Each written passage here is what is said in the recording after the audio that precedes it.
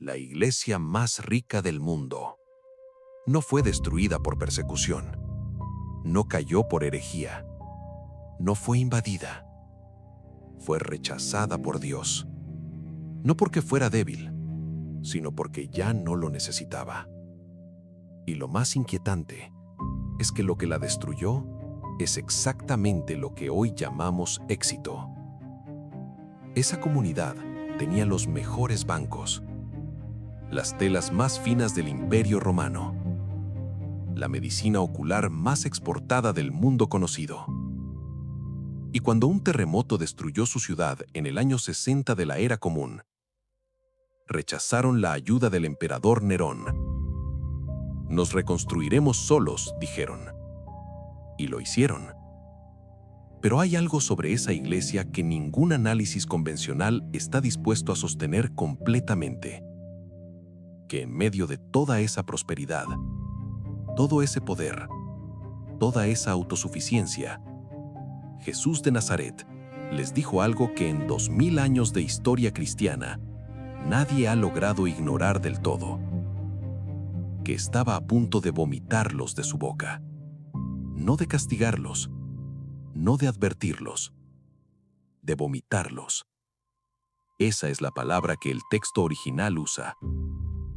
Y la pregunta que esa imagen genera es la que este video existe para responder. ¿Cómo puede una comunidad estar desnuda y ciega mientras viste las mejores telas y fabrica la medicina ocular más famosa del mundo conocido?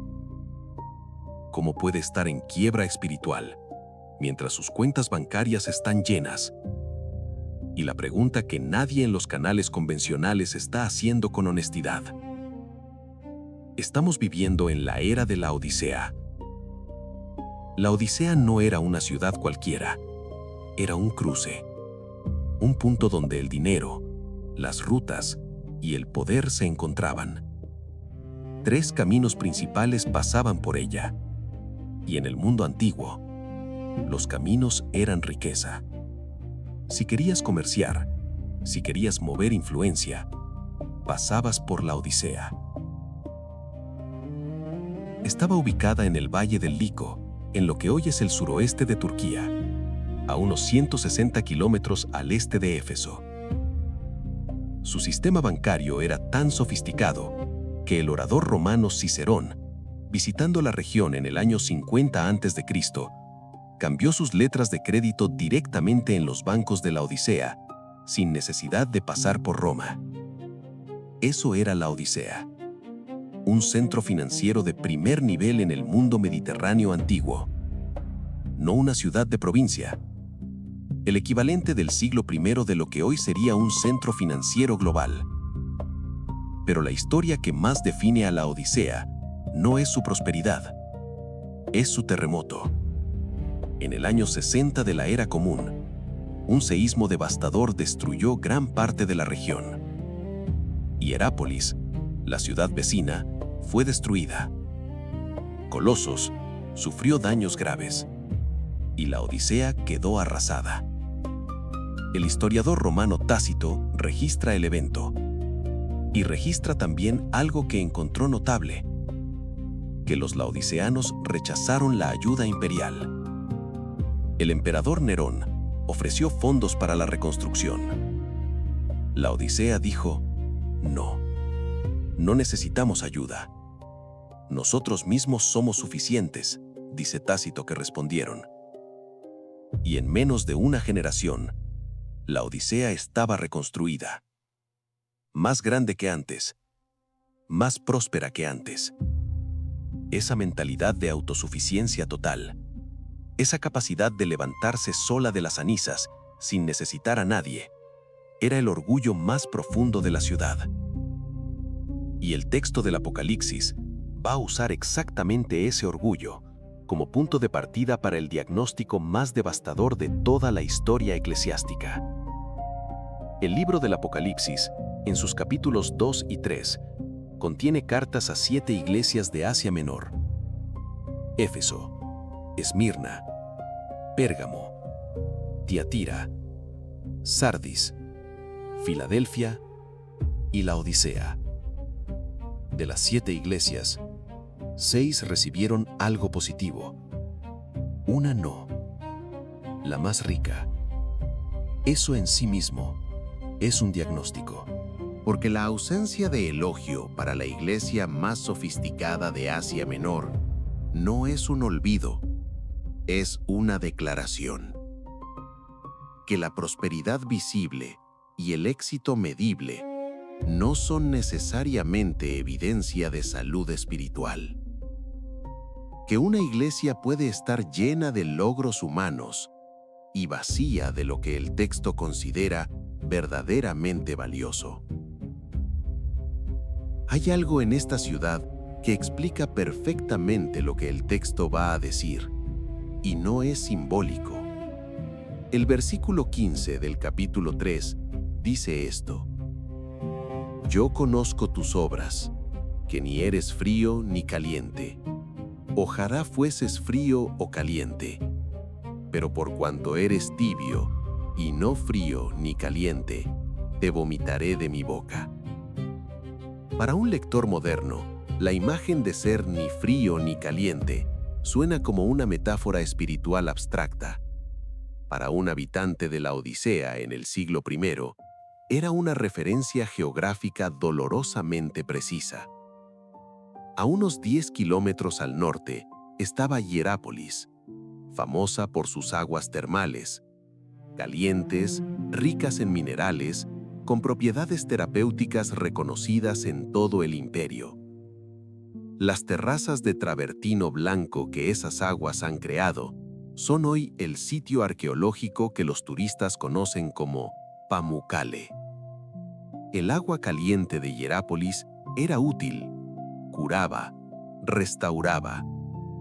A unos 20 kilómetros al sur estaba Colosas, agua fría de montaña, fresca, limpia, refrescante, también útil. Pero la Odisea no tenía fuentes propias.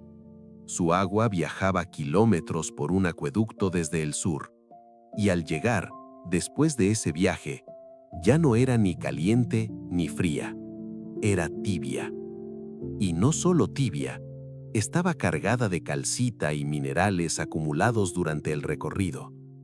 Los arqueólogos que excavaron ese acueducto en las últimas décadas encontraron depósitos calcáreos de centímetros de grosor dentro de los tubos. El agua de la Odisea era conocida en toda la región por su insipidez, por su inutilidad, por las náuseas que provocaba a los visitantes no acostumbrados a ella. Jesús no estaba usando una metáfora abstracta, estaba usando el problema más concreto y más cotidiano que todo laodicense conocía desde niño. Su agua era nauseabunda, y les estaba diciendo que ellos eran exactamente eso. Pero el diagnóstico del Apocalipsis no termina con la agua tibia. Continúa con algo más específico y más perturbador. El versículo 17 dice esto: Porque tú dices, yo soy rico y me he enriquecido, y de ninguna cosa tengo necesidad. Y no sabes que tú eres un desventurado, miserable, pobre, ciego y desnudo. Primero la autopercepción. Yo soy rico, me he enriquecido, no necesito nada. Y luego la realidad. Miserable, pobre, ciego, desnudo. Dos visiones completamente opuestas del mismo sujeto. Esa brecha entre autopercepción y realidad es lo que los psicólogos modernos llaman punto ciego. El problema no era el pecado visible, era algo más peligroso. No necesitaban nada. La prosperidad hizo algo silencioso, les quitó la necesidad. Y cuando dejaron de necesitar, dejaron de ver. Y cuando dejaron de ver, podían estar perdidos, sin darse cuenta.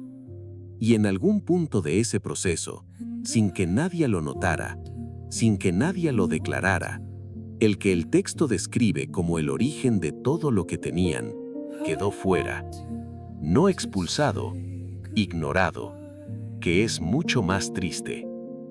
Y aquí ocurre algo que parece diseñado con precisión quirúrgica, porque para corregir el diagnóstico de la Odisea, el texto no usa imágenes genéricas de riqueza espiritual. Usa exactamente las tres industrias que hacían grande a la Odisea, las mismas fuentes de su orgullo. Como si el texto conociera perfectamente el contexto de sus lectores y quisiera hablarles en el único idioma que podían entender, el idioma de su propia prosperidad. La primera industria era la banca. El texto les dice esto: Te aconsejo que de mí compres oro refinado en fuego para que seas rico. El oro que pasa por el fuego pierde todas sus impurezas. Sale del proceso más puro de lo que entró y más valioso. El texto les está diciendo que la riqueza que el mundo les daba era oro sin refinar, brillante en la superficie, pero mezclado con impurezas que el fuego revelaría. Y en el lenguaje profético hebreo, el oro refinado en fuego no es solo una metáfora de virtud espiritual, es una imagen de transformación a través del sufrimiento. La Odisea, la ciudad que había rechazado la ayuda del emperador porque no necesitaba a nadie para reconstruirse, era exactamente la ciudad que había evitado el fuego. Se había levantado sola, eficientemente, sin el proceso que produce el oro verdadero. La segunda industria era la textil. La Odisea era famosa en todo el Imperio Romano por una lana negra de calidad extraordinaria. Vestir lana negra de la Odisea era una señal de estatus en el mundo antiguo. Y el texto les dice esto: vestiduras blancas para que te vistas y no se descubra la vergüenza de tu desnudez. La ironía es perfecta. La ciudad famosa por vestir al mundo entero con sus telas de lujo está desnuda. No físicamente. La desnudez que el texto describe es la que queda cuando se retira todo lo que el mundo considera vestimenta: el estatus, la reputación, el reconocimiento, el éxito visible. Y lo que queda cuando todo eso se retira es una persona sin nada que no haya comprado o construido por sí misma. La tercera industria era la medicina. La Odisea albergaba una escuela de medicina de renombre. Su producto más famoso era un colirio, un ungüento para los ojos elaborado con una sustancia llamada frigio en polvo, exportado a todo el Imperio Romano. Y el texto les ofrece esto: colirio para ungir tus ojos, para que puedas ver. Los especialistas en visión que no pueden ver su propia condición. Los fabricantes del remedio que necesitan el remedio que fabrican. Los expertos en curación que están enfermos sin saberlo. Esa triple ironía no es casual, es estructural. Y lo que produce esa estructura es una pregunta que el texto no responde directamente, pero que cualquier lector honesto tiene que formularse. ¿Qué industria es la tuya? ¿En qué área de tu vida eres el experto que no puede ver su propio punto ciego? ¿Cuál es tu lana negra de la Odisea? La prosperidad que te viste mientras te deja desnudo de lo que realmente importa. Esto no es historia antigua. Te voy a mostrar cómo se ve hoy. Hay una persona que quiero que imagines. Tiene 64 años. Vive en Miami, Florida. Es pastor de una iglesia hispana que fundó hace 22 años, con 10 familias en un garaje en el barrio de Hialeah. Hoy tiene 2,000 miembros, un edificio propio en el noroeste de la ciudad, un canal de televisión local y un presupuesto anual que hace 20 años le habría parecido imposible. Sus hijos crecieron en esa iglesia. Su esposa administra los programas de la comunidad. Es un hombre exitoso en todos los términos en que el mundo mide el éxito ministerial. Pero hay algo que le ocurrió hace 2 años que no ha contado en ningún sermón. Una noche, leyendo la carta a la Odisea, por primera vez como texto que le hablaba a él mismo personalmente, se detuvo en el versículo 17. No sabes que tú eres miserable, pobre, ciego y desnudo. Y se quedó mirando la pared de su oficina. Porque de repente no estaba leyendo sobre una iglesia del siglo I en Turquía. Estaba leyendo sobre sí mismo. sobre la reunión de junta donde el tema dominante era el presupuesto y no la misión, sobre los sermones que optimizaba para el crecimiento de la audiencia más que para la verdad que incomodaba, sobre la agenda tan llena de compromisos institucionales que hacía semanas que no pasaba tiempo en oración genuina. Su iglesia era exitosa, era influyente, era próspera. Y en algún punto del camino, sin que nadie lo declarara, sin que nadie tomara esa decisión, se había vuelto suficiente en sí misma. No fue un escándalo lo que lo detuvo, fue silencio. Y eso es mucho más peligroso. Ese hombre no compartió esta historia en su siguiente sermón, pero sí cambió 3 cosas en su agenda esa semana. Canceló 2 reuniones, se fue a orar solo y bajó el volumen del éxito lo suficiente como para escuchar algo que había estado golpeando durante mucho tiempo sin que él lo oyera. Un hombre que construyó una iglesia desde cero durante 22 años se detuvo ante ese versículo y se reconoció en él. Si algo en este análisis te detuvo a ti también, este canal tiene más episodios construyendo este mismo tipo de preguntas. Suscríbete para no perder el siguiente. Y aquí es donde la carta cambia completamente de tono. El versículo 20. He aquí, yo estoy a la puerta y llamo. Si alguno oye mi voz y abre la puerta, entraré a él y cenaré con él, y él conmigo. Ese versículo es probablemente el más citado de todo el Apocalipsis. Aparece en pinturas, en himnos, en sermones de evangelismo de todo el mundo. Siempre usado como una invitación al no creyente. Pero hay algo fundamental que ese uso omite constantemente. Este versículo no fue escrito para el no creyente. Fue escrito para una iglesia, para la iglesia más próspera, más exitosa, más autosuficiente de Asia Menor. No rompió la puerta, no gritó, no obligó, solo llamó y siguió llamando, mientras adentro todo funcionaba perfectamente. Cristo estaba afuera de su propia iglesia, no expulsado, ignorado. Y la tragedia de la Odisea no es que rechazaron al que llamaba, es que estaban demasiado ocupados prosperando para escuchar que llamaba. El llamado se vuelve individual en un contexto eclesial. Si alguno oye mi voz, no si todos, no si la institución, si alguno. Porque los movimientos de renovación no comienzan con decretos institucionales, comienzan con una persona que escuchó algo que los demás no escuchaban, que abrió una puerta que todos los demás habían dejado cerrada. ¿Qué le ocurrió a la Odisea?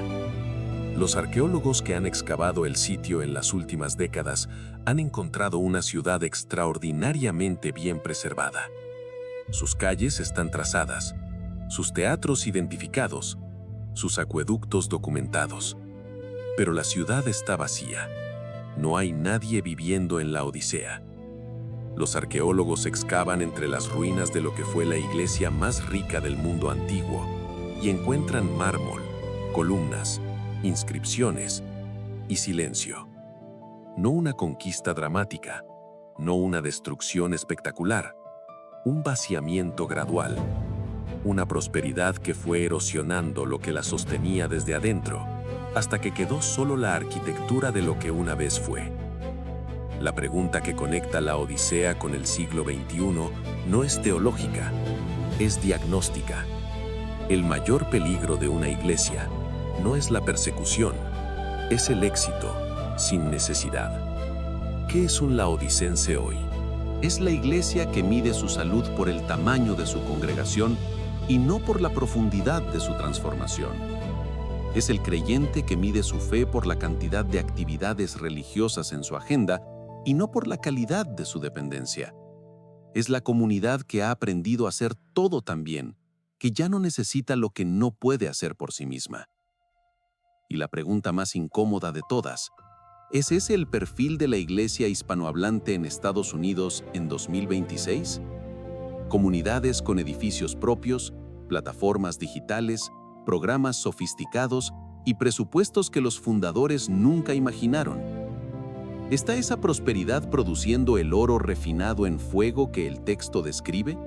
¿O está produciendo agua tibia que provoca náuseas?